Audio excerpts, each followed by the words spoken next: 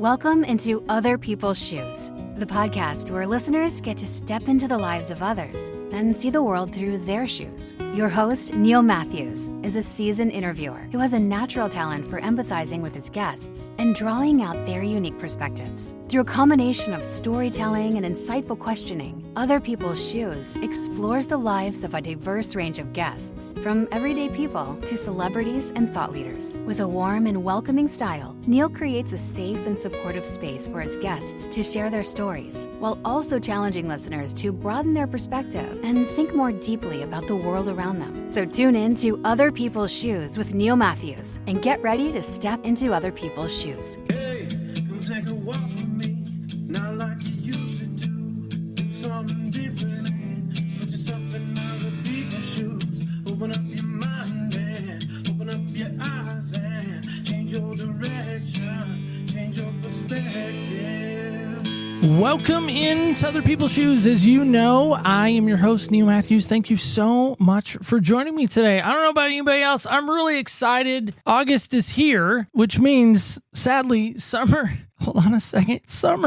It's almost over. Summer is going to be gone. Okay, those are some fake tears. All right. It's the first time I've ever had fake tears on the show, but we'll allow it this one time, right? But truly, summer is almost over, which means we got a jam-packed summer end for you. Boy, we have some fun episodes ahead, so stay tuned for those. But kicking off August, it's only fitting that we go back out to the big sky country. She doesn't even know where she is. Is she in Missoula? Is she in Billings? Is she in Lincoln? Which, let me tell you, a big fan of Lincoln, Montana. There's reasons for that. Sadly, we need to take a moment maybe for Lincoln, Montana. If you don't know about Lincoln, maybe go Google that. We'll press forward. But again, thank you for pressing play today. You could have skipped right over this episode, but hopefully you don't. I want you to stick around because I think today's guest, like always, but maybe more importantly today, brings an added value. So if you're ready for a value statement and ready to just change who you are on the inside and really unveil that mask, stick around because my new friend Natalie is here to save the day. Welcome from Big Sky Country, my good friend Natalie. Natalie, how are you today? I'm good. And I'm from Bozeman. All right, Bozeman. I forgot Bozeman. Oh my gosh. Big Sky, like literally Big Town is 30 minutes from us. You're sure on that? Because a couple of you, I'm in the sure. green room, you were unsure about where things were in Montana, which if you're a Montanian. My whole life, I'm like, I think it's, I don't know, like it's my playlist over there. I think it's 2 hours that way. So speak to that. So that is a great point of reference, right? How long is my playlist? And that generally tells me how long I have to travel for in the big Montana countryside. Right. Now, everyone's going to want to know Yellowstone doesn't film in your area, but sort of kind of does. Oh my word. Don't get me started on that show. I'm a big fan. I am. There's so many of us locals who are like, that is the dumbest show ever. It does not portray our Montana and it just makes people want to move here. So we're like, stop. I was ready to move after the second episode. I'm just saying, ready to sell my house in Oregon, get a Carhartt, and learn how to rope and ride. Cue up It cracks Toby me Keith. up when we all, like the tourists are decked out from top to bottom, cowboy matching, all white, whatever, cowboy, cowgirl. And we're like, y'all, we don't dress like that. We say y'all, but that's it. Now you just wrecked everyone's vision of Yellowstone. Wow. I know. Just a dream crusher. Sorry. Dream crusher alert. Here we are. Well, help me with this though, because you said you've lived in Montana your whole life. Yeah. I truly am obsessed with this little community in Montana called Lincoln, Montana. Do you know what happened in Lincoln? Mm-hmm. Montana trivia for you here. Without Googling, you cannot Google. I don't remember the specific person, but we had a Unabomber there, didn't we? That is correct. Yep. She wins a prize. Hooray! Oh, no, I'm not going to try to say the name. You tell me the name. Just remind me. Well, it's Ted Kaczynski. He was a guy. That's it. Because I was thinking Jeffrey Dahmer. I'm like, that wrong crime. Not wrong crime. Yeah. Ted didn't eat people, as far as I know. He just passed, I want to say within the last 6-8 months or so. Yeah, he had transferred to North Carolina. Maybe that's why my ears perked up a little bit when I heard that Ted Kaczynski was in North Carolina. Anyway, he had just passed recently of, I think, natural causes or something. I don't know. He was pretty old. So I've always wanted to go to Lincoln for that reason. And people think I'm crazy. I've been through there a few times as a kid. People think I'm crazy. So. Yeah. All right. So I love to lead off every show with this question, and that's this. Natalie, what style of shoe do you love to wear? Right now, my favorite is called Kizik. I don't know if you've heard of it. I have but not. You just step into them. Talk to me more about Kizik. All kinds of tennis shoes, and you just step in. So it's kind of like like a slipper, but it's like a tennis shoe. So I'm wearing them everywhere. But I also like Converse, Birkenstocks. I'm kind of, whatever mood I'm in. Size 8. Oh, wow. We even get a size. Now, so I don't know if you know this, many years ago when we started the show, our show's almost 5 years old now, hard to believe. When I was in like year 2-ish, I had a lot of Southern influence, we'll say, on the show, a lot of Southern ladies. And one lady in particular told me in the green room or pre-show, she said, listen, Neil, I love the shoe thing. I love that you let ladies talk about their shoes and all things shoes. Stop asking them what their shoe size is. And I was like, why? She's like, because that's like asking a lady how much she weighs. Really? I don't think it is. And then, I've been married, 23, 22-ish years now. It feels like forever. I'm just kidding, honey. I love you. That's Elizabeth. I said, listen, you got to help me with this. I said, I've been asking ladies what their shoe size is. And she goes, yeah, I was wondering why you were doing that with the girls. Like you shouldn't. And I was like, why? And she said, because it just doesn't seem right. Okay, I've been doing this for a long time now. And you just now told me. She's like, well, I figured somebody else would tell you. I didn't want to be the one to tell you. True story. Oh, that's so funny. I never would have guessed that was an issue. I mean, you asked me what my clothing size was. I probably wouldn't even care, but like. Well, and that's what I was going to say. It's not like I'm asking like your undergarment size, so let's settle on this. Are we in these Kiziks, these step-in shoes? Are we going to go Birkenstocks? Help me with this. We got to settle on the shoe itself. Right now it's the Kizik all the way. I love the Kizik. I wear them everywhere. To the gym. I can take them off at the gym quickly to do my weightlifting, stick them back on. They're super cool. Everybody I show, I'm like, where'd you get those? Those are awesome. I'm looking at some fun colors. You can get them at Nordstrom's if anyone's wondering. $109 at Nordstrom's. I don't know if that's what Natalie paid, but I will look for some light blue ones. I got a discount code, so. All right, well, help us with this. When you think about and when you hear this idea of an unmasking, what does that invoke in you? You could do the physical thing or the emotional thing. And since I'm all about working through emotions, we'll go there. Basically, in a way that you act so you can protect yourself, like a filter. Could be you're protecting yourself from pain, disappointment, shame, and it takes true vulnerability to take that mask off. So if you were going to label yours, what would it be? Oh my word. How long do you have? I have to sit here and think about that one. I need an example. On the last 2 weeks, we've had on some guys that wore the mask of shame, that wore the mask of hiding through 2 different gentlemen, talking about how they walked through sexual addiction and sexual purity and how they came out the other side of that. So for them, they maybe wore the mask of lying. And so for you, how would you categorize your mask that you wore for so long? If you can put a category on it, and then why take it off and why reveal to the world, hey, I was wearing this and now I'm not that anymore? Mask of fear, for sure. Fear comes from being vulnerable with who I am and who I was. Could I be good enough for others around me just as I am? Fear of failing or perceived failure, that somebody might look at me and think could never be enough. Showing who I really was. That was a big part. Today, working through the fear of, as a mother, I'm working through the fear of not parenting out of fear, or so fear, I think, has been something that I've really had to come to terms with and work through a lot. And you would think anger, because of what we're going to talk about, I believe that anger really came from the fear. Why come on and be vulnerable? Why come on and share your story? Why do you think that was so important for you to say, hey, I want an opportunity to really share today with not only me, but with those that would listen? I'm not a special snowflake. I'm a special person. There are so many moms, dads, humans out there who are experiencing what I experienced. They need to know they're not alone and help, and they don't have to hide from it. And they need to start working on facing it so we don't end up, who is it? I lost his name already. The bomber guy. Ted Kaczynski, so we don't end up like Ted. Yeah, we don't end up like him. I'm a dad. Got a wife, as I already mentioned. We're in that awkward teen-year-olds, now got a license and keys and driving and got a first job this summer. Yeah. I mean, there's a lot of things that come with that. She turned 16 on June 28th. We're at Olive Garden with some family. She wants to drive a new to her truck, passed down from Pop-Up, Grandpa. As she's driving away from Olive Garden, I have this immediate flashback, truly, of when she comes out and she's laying in the kind of the bassinet in the hospital. And there's a moment I remember specifically where she's got her little finger around my pinky and hand is so small and she's just staring at me. She probably doesn't even know who I am at this moment because she's exhausted. She had a rough day, long day coming out of the womb and everything like that. And mom's asleep. And, I'm just having this moment with her one-on-one. And I'm thinking about that as she's driving out of Olive Garden. Mm-hmm. And I'm immediately thinking, being a person of faith, I'm like, okay, God, you're in control now. Here it is. You're in charge. That's scary. So help me with this. Coach me through this. Have you walked this journey that I'm on yet? Oh, yes. I have she'll be 20 in October. She's home for the summer from her first year of college in Tennessee, which is a really long ways away from me. And that was really, really hard. Got her and then our second daughter just turned 16 in June as well and started driving. A little easier the second time around. I'll give you that, actually. So be encouraged. And then I have our youngest she's currently 12. Definitely have walked through that fear and that I was raised by two parents who they expressed anger. Newsflash, we're talking about anger.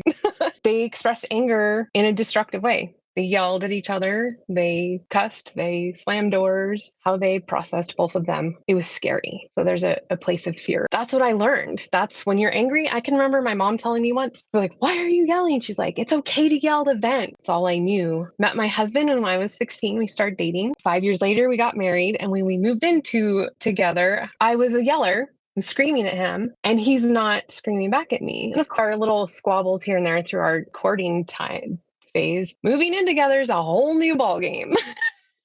I can remember screaming at him one night, just so angry, and he's just sitting there. He would cower. He would get quiet, withdraw. And I was like, why aren't you yelling at me? And he's like, because that's not what I do.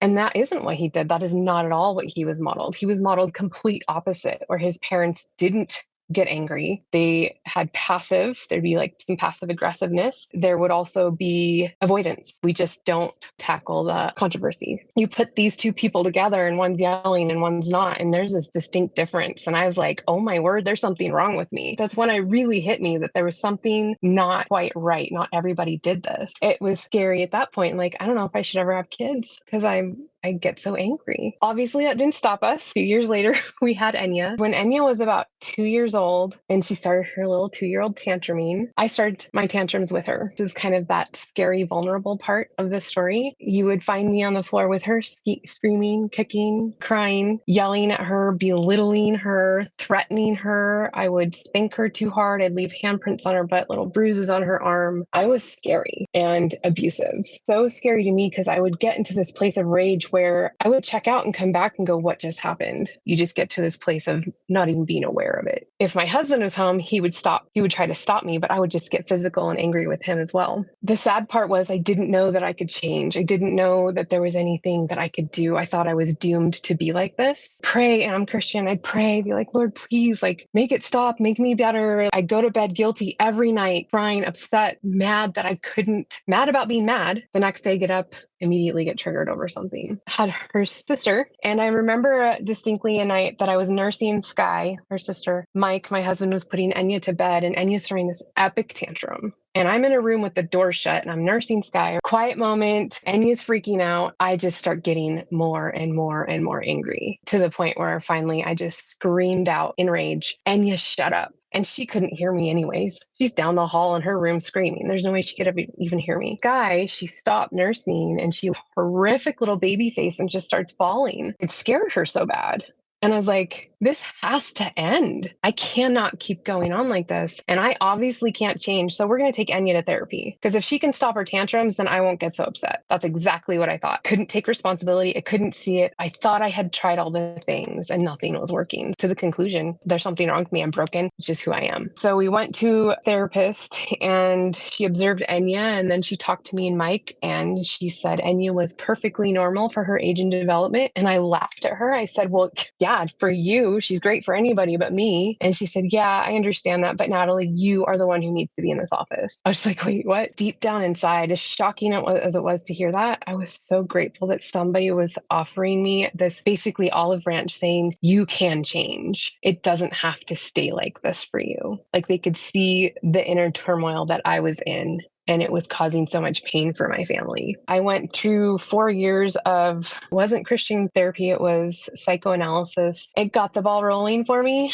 I left therapy still having the pattern of some destructive anger habit patterns, but I definitely had started becoming more aware. I was building awareness of why I was the way I was, what's going on for me. After that, my journey continued in personal development and growth in Christ. He eventually led me into life coaching after a random late night talk with a friend who is also a podcaster. She said, we shared our anger stories, and she said, you've got to get on my podcast and talk about this. And so I did. And after that, I started getting moms emailing, I need help. Help me through this. And I will tell you, the biggest growth that I have experienced is when I started coaching other moms with it. That's when the Lord was teaching me how to help another person, was teaching me to grow myself. He helped me find tools, ways to manage it in a healthier way. So as I'm teaching these moms, I'm growing too. And it's just been a really beautiful story. Now I'm a couple steps ahead of my clients all the time. Lord is so faithful to keep me accountable through coaching my clients, keeping me accountable to my growth. Emotional maturity is what I call it. I feel like what you described is a dude issue. You know, it's funny you say that. I'm active in my men's group at church. We've done this series that Chip Ingram put out. He partnered with some kind of psychologist of some sort. He wrote this amazing book called Overcoming Emotions That Destroy. And the very first lesson, they teach you that anger is a secondary emotion, which I think is hooey. I really do. Nothing against Chip. What you're illustrating through your story, which was hard to hear. I'm so used to mothers being nurturing. They're the ones that calm, that bring the peace, lavender and softness, just niceness, not screaming while they're nursing, shut up from another room, which we were never allowed to say that word growing up. Part of the reason why I share this, I can't tell you how many moms struggle with this on some level. It may not be as bad as I was. Moms struggle with this and they're afraid to say things. They're afraid to speak out about it. They're afraid to talk to anyone about it. My number one fear was, if somebody knows what I'm doing, they're going to take my kids away from me. That was my number one fear. 2, who would want to be my friend knowing how I'm treating my family? Who would even want to help me? Who could even help me? Because the same thought was in mind, and I'm a mom with friends. Nobody is like this but me. All these moms I see in town and stuff, they're all nice. Once in a while, you hear the random mom at the store yelling. Even me would snap and be like, oh, I'm not like that. It was me. It's absolutely not something that is talked about enough. And I can't tell you how many times people hear my story and the moms are reaching out. They're like bawling. They're like, I didn't know that there was anybody else. Everybody sees the perfect little Instagram photo sessions. Everyone looks so happy. Everyone looks so meek and mild. I'll tell you what, moms have a passion. Passionate as I am as a mama bear, I mean, if anybody were to touch my kids, even when I was in that angry state, they would be ripped through, right? I was just as protective of my kids. And that's the thing. And it's interesting because I talk to my clients, many of my clients, we talk about this. They're like, I am as protective of my kids as I am. How can I turn around and do this to my kid? We love them fiercely. There's this rage that can come out. It's trying to learn, how do we work through that? I know there's many dads who deal with this as well. I don't know that there is not an even split. You just don't hear about it with the moms. This is the mask that has been hidden. Talking in the green room about Sasquatch and why I really liked this season, it gave me a chance to really dig in deep for what people have been hiding behind. And I love that you said that on social media. You know, there's not a mom out there that doesn't make sure they look amazing on social. I'm just saying, there isn't. From whether it be Kim K all the way down to the nobodies that nobody really knows about. Because I'm so used to moms, this idea of this meek, mild nurturer, gonna take care of everyone in the house and everything's gonna be fine. Take it all in and like a sponge, just absorb it all and doesn't ever get wrung out physically, finds ways to re-energize, but doesn't react in that way. And so for me, anti what I've ever experienced. Absolutely the nurturing moments. As I grew and matured and started to understand, oh, I need to take responsibility for this. There's absolutely the nurturing time afterwards too. And the recovery time is what I call it, where there's a lot of growth in relationship there. I'll take a second right now to tell you that the relationship that Enya and I have right now, knowing what you know now about Enya, how would you think our relationship would be? Terrible. Right. Their number one fears was, she's going to grow up and hate me because I can't control myself, is what I kept telling myself. My relationship with Enya today is incredible. So beautiful. It is not perfect. We're human. and we're sinners. It is so, so, so sweet. The Lord has absolutely redeemed the verse about restoring the land the locust has eaten. It's in Joel. Yeah, he's absolutely done that for me and my relationship with my kids. It's a beautiful story of redemption. And I'm just absolutely grateful for it and know that it can be done. Because if I can do that, taking those steps forward, not giving up and absolutely going, I'm not going to settle for anything less than growth, then I know that anybody can do this. Absolutely. It's not something we have to be stuck with. And the nurturing's taking place so much so that when I went to visit my daughter at college just last year, when I went to visit Enya, I try to keep my distance because I don't want to interfere with her friends in her new place because she wanted me to make dinner. I'm like, is that okay? I don't want to be in your way. I don't want to stress you out or anything. And she's like, Mom, you being here actually takes my stress down. I mean, that's big compared to where we were at 2 years old. So what was the breaking point? What was the moment that you're like, okay, something's got to change. I got to get help. Do you remember that? Was it an exact moment? It was totally that moment where I was nursing Sky, and that just kind of all led to each other, where it was like, oh, Annie's got it therapy. And then the therapist is like, you've got to come in here. It's all that together that was just, and I can remember even while I was in therapy in those 4 years, I can remember getting upset with Enya. I vividly remember this moment where I went back in her room to apologize and ask for forgiveness. And she was so little. I can't remember. I want to say she was 5 or 6 when this happened. But I remember just putting her little hand in my face and looking her in the eyes and telling her, baby, I love you so much. Please forgive mommy for what I said I did. I just remember looking at her and asking for this and telling her, I'm trying to work through this. I am going to overcome this. And we're going to walk this journey together. I'm not going to give up on you. And I'm not going to give up on this or us. And we're going to grow together. She just looked at me and she's like, it's okay, mommy. I love you. Those moments were like what God used to just keep me going. So you mentioned growing up, kind of having that anger modeled for you by both mom and dad. If you could somehow time travel back in time and you pull yourself aside, be 6-year-old you, if you could get in the DeLorean and go back in time. Yeah. To 6-year-old Natalie, maybe in between nap time and recess, somehow get a moment with her one-on-one. What would you say to her in that moment? It's okay to be angry. It's okay to feel those big feelings. How would I coach a 6-year-old self dealing with my parents and their anger? Everything you know now. And by the way, you might tell her invest in Google or Apple, whatever you want. Yeah, that too. Mommy and daddy, they're hurting, and they're not trying to hurt you. They don't know how to work through these things yet. I don't know. It's like a really good question, actually. You're coaching me.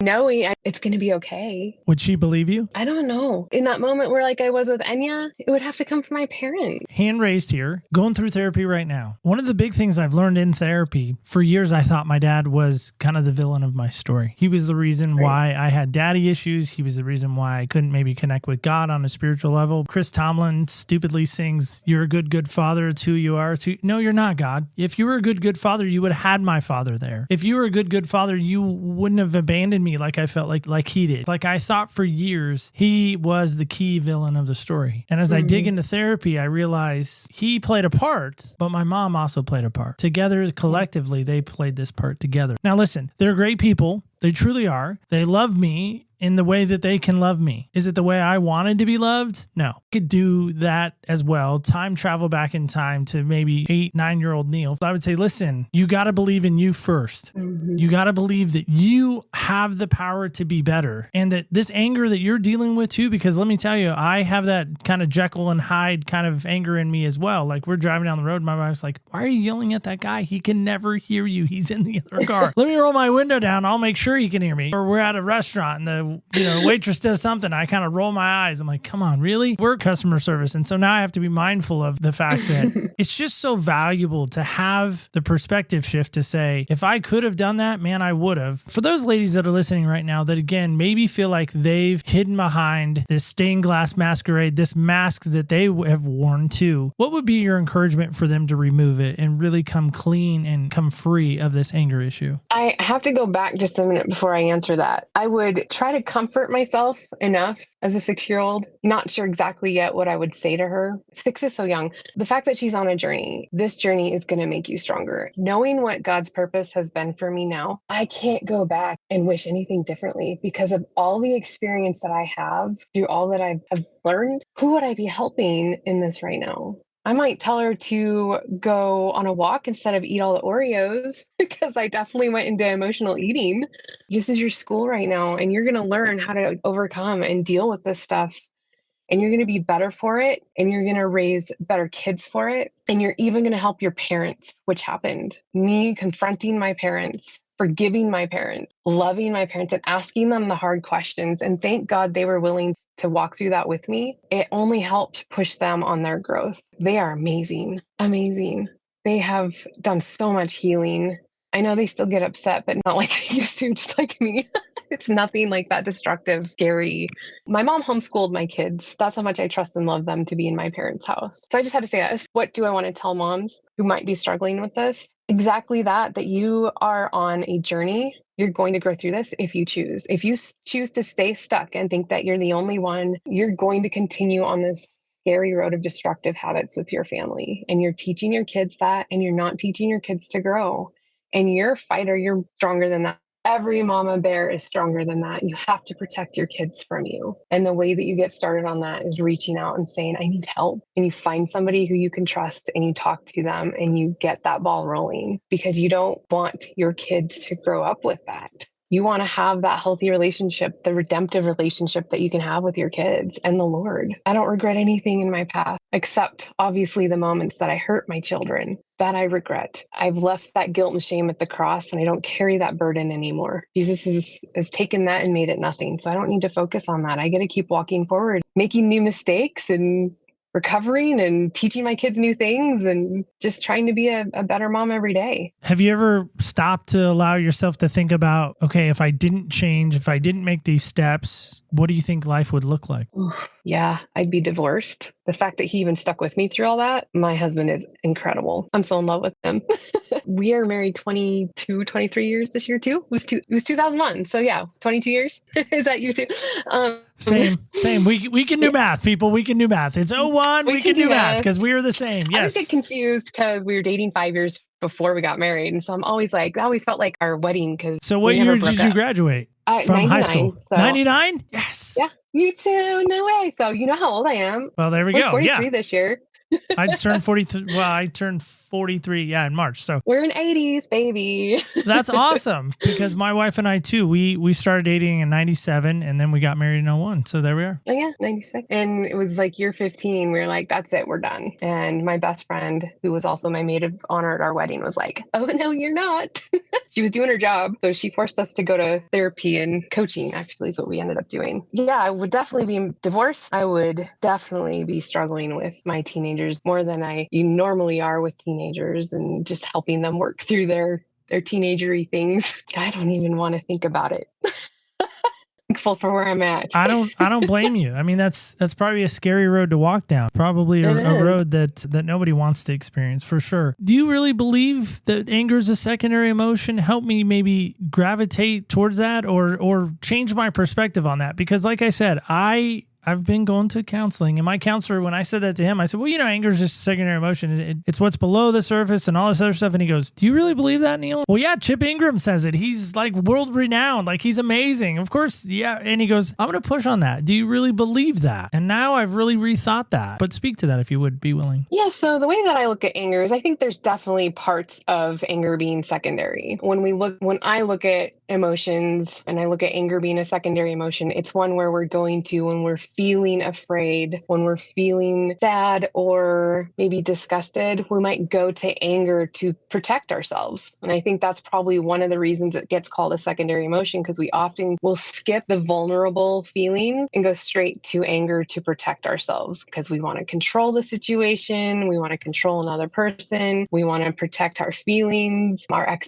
So that's probably a big part of why you hear it being a secondary emotion. Believe too that anger is a natural part of one of our natural emotions. We do have a righteous anger that we have. We are created in the image of God. He has anger. And the other thing that I like to say too, for those who are Christian, often we will feel guilt and shame just for feeling angry. It's okay to feel anger. You can't help when you're feeling it. I didn't want to feel that and not feel it. You're feeling it for a reason. And I like to say, hey, you're feeling it for a reason. So let's use that as a speed bump to stop. I'll tune in. What's going on? We get to look at this emotion and go, this means something. And I need to just kind of take a survey here of the situation going on and figure out why I'm feeling this way. There's nothing wrong with me for feeling this. The part that gets to where we are either in sin or we're hurting, destructive anger. And that's what I like to call it. We have anger, the normal anger feeling, and we have destructive anger. And that's the secondary part where we go to the destructive anger and we're using that to control a situation. And that can look like so many things. And I have experienced it all. And I think that most people do on different levels. And so we have that screaming and rage. We have yelling, threatening, belittling, silent treatment, the snarky comments. I mean, I remember when I'd be so angry when Enya was just a little baby. I'd be so angry, and Mike would get home from his 12-hour day at concrete. He was working concrete at that point. Hand him the baby, get in the car, and take off.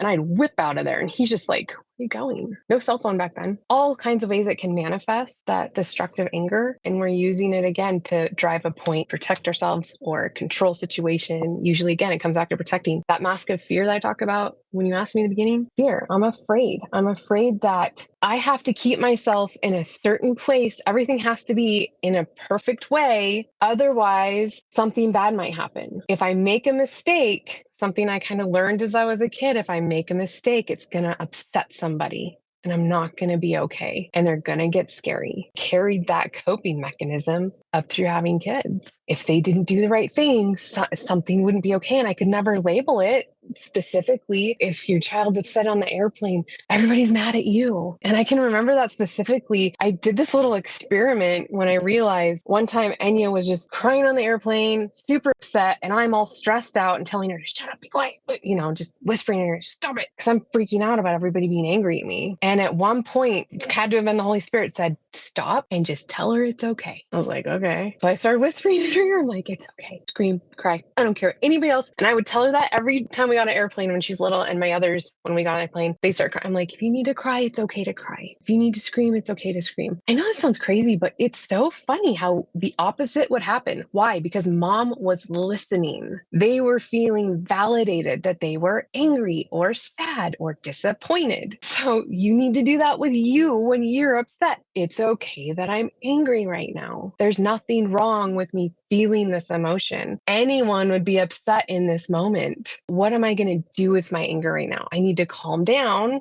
before I attack something or someone. So I'm going to do that. And then I'm going to use this energy after I've calmed down to problem solve. What's going on? Why am I feeling this way? Is it justified? Or am I hungry? Am I have anxiety over something? Did I just have an argument? Did I see something on the news that totally just shot anxiety through me? Why am I reacting this way? And so it's taking that moment, just reset and go, it's okay. Because we have all of the emotions. Yes and no. I think anger might have secondary when we go into destructive, but we also have the natural feeling of anger in us that it just stirs up. Well, I think what happens with me in my anger, if I'm being vulnerable and transparent here, is I begin to punish myself for having the anger. Is I get mad, and then immediately after getting mad at whatever it may be, guy cuts me off, coffee order's wrong, whatever it may be, customer yells at me, who knows what. Daughter didn't come home, wife didn't maybe meet an expectation that I didn't verbalize to her that she's supposed to be a mind reader. Come on, women are really smart. They got this sixth sense. They should just be able to know, right? And I put myself basically like in an old school timeout chair, and then I get complacent and I get quiet and I get withdrawn and recluse and all this stuff, right? Terrible, right? So common to get angry that you're angry, and then you're angry that you didn't know why you were angry, or angry because you couldn't control why you were angry. All of it, yes. First of all, it really is. Yeah, it's just accepting the fact that it's okay that I'm angry right now. Tell yourself that. It's just amazing, that whole scenario on the airplane. It's okay that you are upset right now. I don't care what anybody else thinks. It's okay if you need to cry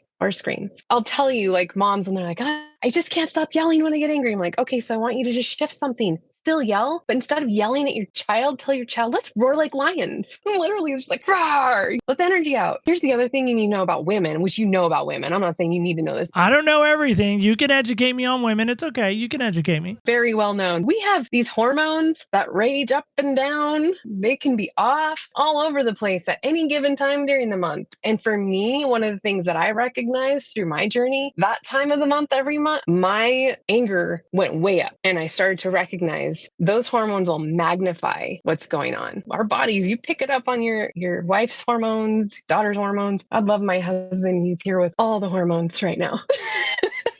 All the girls. It's absolutely that will exasperate things. It's just coming to that, okay, this is where we're at. It's okay. Gonna have to just ride through these feelings. Jeremiah 17:9 says the heart is wicked. Heart is wicked. And it is. We have to direct our heart. That is us directing our feelings. Our feelings are going to take us for a ride if we don't stop them and go, hold on, I need to do the right thing, not just ride out what I'm feeling right now. Definitely emotional maturity. Jeremiah 17:9 says this. It says, the heart is deceptive above all things and desperately sick. Who can understand it? That's the English Standard Version for those at home. Sometimes we can't even understand our feelings, but God can. My wife has joked for years. I have way more feelings for the both of us. Like, I have them all. She didn't get any of them. I got them all. She cries on the inside like a winner. You know, me, I hate them. I would give them away to anybody. I'd put them on eBay. If somebody needs some feelings, I got to know if I could put them on eBay, we're good to go. They're so good. They're so good. We have to learn how to work through them, harness it in. Was it Psalm 4:4 says, be angry and do not sin. In your heart on your bed and be still. I mean, it's okay to be angry. If you need a verse to back that up, right there. Be angry, but don't sin. Feel it, but stop. Meditate. Pray, ask for strength, get some clarity before you go back into the fight. Today, I was so upset at one point today over something. And what did I do? I said, okay, I'm really angry. I'm just take a deep breath. One of my kids walked off out to our garage, and I tell mamas to do this. And dads, you can do this too. I went out to our recycling bin and I took out some boxes and I just set them on the floor and I stomped them and I stomped and stomped and I flattened boxes for my husband and cans for my husband. And he comes home and it's easier work for him. And I felt so good because I just released the energy because we have the energy. Let's put it into something productive. And after that, I was able to come back in, deep breath. I never yelled at my kid, never slammed a door, just kept going after I released the energy. So if you get to that point, do something, roar like a lion, just tell whoever you're upset, I'm upset right now and I don't want to hurt you with it. I'm going to take a minute and go calm down. And when I come back, we'll talk about it. Tell my kids, I'm angry right now and we have a challenge that we need to deal with, but you are not the problem. It's the problem is the problem. And we'll work through this once we both calm down and we don't hurt each other with destructive anger. I think that's the key. When I was a kid, I would go out and run, or I would hit tennis balls over the fence because I had an aluminum bat and I would hit them over the fence. That was kind of my way of coping through that. But, you know, now as an adult, it's a little harder to hit tennis balls I could go for a run, but I got to lose some weight first. So maybe one day. For folks that are interested, for ladies that may be on that level, or how can folks best get connected with you? And what's the best way someone can do that if they're interested in knowing more about you? Yeah, just head on over to my website, NatalieHixson.com. That's where you can find me, get connected with me. You can download, I have a trigger tracker there, which helps you walk through your recent trigger, maybe. You just kind of learn to process through it and gain some insight. I have a blog. Nice. And is there a social media of choice that you love to hang out on? I know that seems to be the hot button that everyone wants to know about. Yeah, I don't really have any business social media. I used to use Instagram for that, but just turned it personal. Just got on it just so I could see my college kid, because that's where she was posting. So I was like, oh, okay, I'll get on there just for that. Just was convicted a few years ago to get off of it. It's better for me not to spend too much time on there. So you just find me on my website. Hey, that is noble. I do have to applaud that. I'm not on it as much as I used to be because it's just one more thing. You know, one more thing to try to get to. It made you angry? I don't need stuff in my life that's purposely going to make me angry. But you get me started on politics or something, and I'm just like, okay, I can't. I'm done. I think it was actually 2020 when I got off of there. That's too funny. Before we let you go, I feel like it's only fitting that we do a little bit of silliness. Are you up for that? Yes. absolutely. All Let's do right. it. Well, let's do some silliness. This is our favorite segment that we love to call Senseless. Now, I know some of you are wondering, and rightfully so, you should be wondering. We are going to be changing the questions here in about 3 weeks. So stay tuned. We will have new questions coming in the season. We have our writing team on it right now. They are currently crafting our new questions. But before we get to those new questions, we still have our old, reliable, faithful questions. So here we are. So Natalie, I heard through the grapevine that you're the biggest North Carolina Tar Heels fan in Montana. That's accurate, right?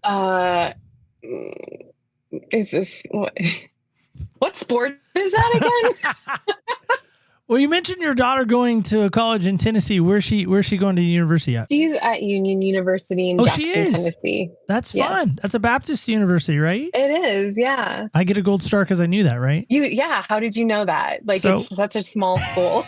So weird story. I met this guy when I was in 7th grade. So when we were in 7th grade, I'll say that. When we were in 7th grade together, you're in Montana, I was in Oregon. His name's Brian. I have no idea where he is now. I don't know. He was our counselor at camp, and he was from Union University Baptist. And he, as a gift, because I was a little ornery little, like I said, little middle schooler, he gave me DC Talk free at last on cassette tape on to DC Talk. And I ran that tape in the ground. I mean, I just played it. Didn't we all from the 80s? Well, I think we did, yeah. 80s, 80s. But anyway, he went. Him and Christian music we can rock out to finally. Finally.